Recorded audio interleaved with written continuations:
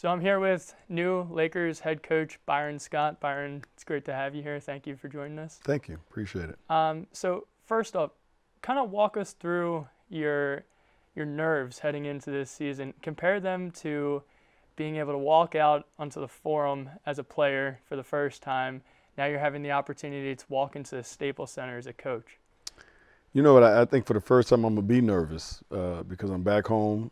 I'm coaching the team and the organization that I've dreamed about coaching for so many years. So this might be the first time that I walk out there the first game and have a little nerves going on, not knowing what to expect. But I tell you what, I'm extremely excited about it. Looking forward to this challenge, and just can't wait to get it started.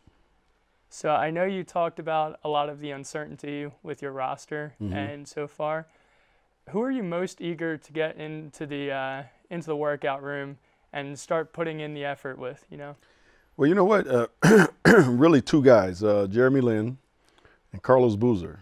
Two of the guys that we signed this offseason that I really believe are going to really help this team. I think both of those guys are going to have a little bit of a chip on their shoulder. And I've been coaching against them for so many years. It's going to be good to be coaching with them. So those two, I already know what I'm getting out of Kobe Bryant. I know about Steve, but I really want to see what those two guys can bring to the table. So the two new guys are the ones that you're kind of most willing to go for.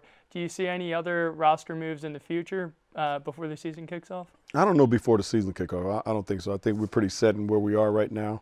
We're going to probably bring about 18 to 19 guys to training camp and just kind of let them fight it out. But we're probably going to keep our flexibility going into the season just to see if anybody gets cut or let go, or we have a chance to make another trade to add to our roster. But right now, pretty happy with what we have and just looking forward to getting it going. So over the past couple of years, the Clippers have kind of taken over Los Angeles as the real #1 basketball team here. How does that rivalry kind of play into your coaching style? And do you have any extra chip on your shoulder being drafted by the Clippers? I have a chip on my shoulder because everybody keeps saying they're #1 in Los Angeles. And, it's still purple and gold town. We respect the Clippers in that organization and things that they've done over the last couple of seasons. They got a great coach and some great players, obviously. But we're looking to make sure in the next couple of years that this rivalry is truly what it should be, which is a rivalry of two great basketball teams here in L.A. Great. So finally, where do you see your team going this year? They struggled last year, and coming in, obviously a new coach, more players, kind of a whole new system being thrown at them. How do you think they're going to be able to adjust and really perform this season?